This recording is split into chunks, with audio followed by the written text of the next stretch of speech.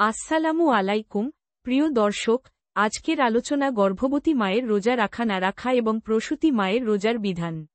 আমাদের মনে সাধারণ একটি প্রশ্ন জাগে যে গর্ভবতী ও দুগ্ধদানকারিণী মায়েদের রোজার বিধান কি হবে? তাদেরও কি মাজুর ধরার কোনো সুযোগ আছে? এর উত্তর হল, গর্ভবতী ও দুগ্ধদানকারিণী মায়েদের রমজানের রোজা রাখার ক্ষেত্রে দুটি অবস্থা হতে পারে। প্রথম অবস্থা, গর্ভবতী ও দুগ্ধদানকারিণীর নিজের অথবা বাচ্চার কোনো ক্ষতি হবে না। এই অবস্থায় তাদের জন্য রমজানের রোজা রাখা বাধ্যতামূলক। দ্বিতীয় অবস্থা, রোজা রাখলে তাদের অথবা বাচ্চার মারাত্মক ক্ষতির আশঙ্কা হয়, যেমন মারা যাওয়া অথবা অঙ্গহানি হওয়ার আশঙ্কা।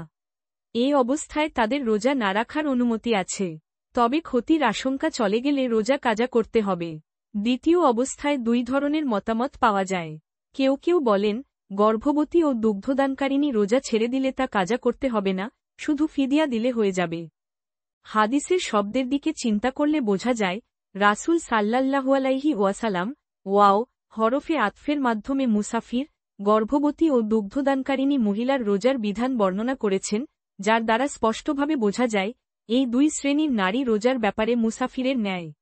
যেভাবে মুসাফিরের জন্য সফর অবস্থায় কষ্ট হলে রোজা ভাঙার অনুমতি আছে, কিন্তু পরবর্তী সময়ে তা কাজা করে নিতে হবে, ঠিক তদ্রূপ গর্ভবতী ও দুগ্ধদানকারিণী নারীর কষ্ট হলে রমজানের রোজা না রাখার সুযোগ আছে, তবে পরবর্তী সময়ে তা কাজা করতে হবে। মুসাফির ও অসুস্থের রোজার শিথিলতার ক্ষেত্রে পবিত্র কোরআনে উল্লেখ রয়েছে, মহান আল্লাহ বলেন, অতঃপর তোমাদের মধ্যে যারা অসুস্থ থাকবে অথবা সফরে থাকবে, তার পক্ষে অন্য সময়ে সে রোজা পূরণ করে নিতে হবে। সূরা বাকারা।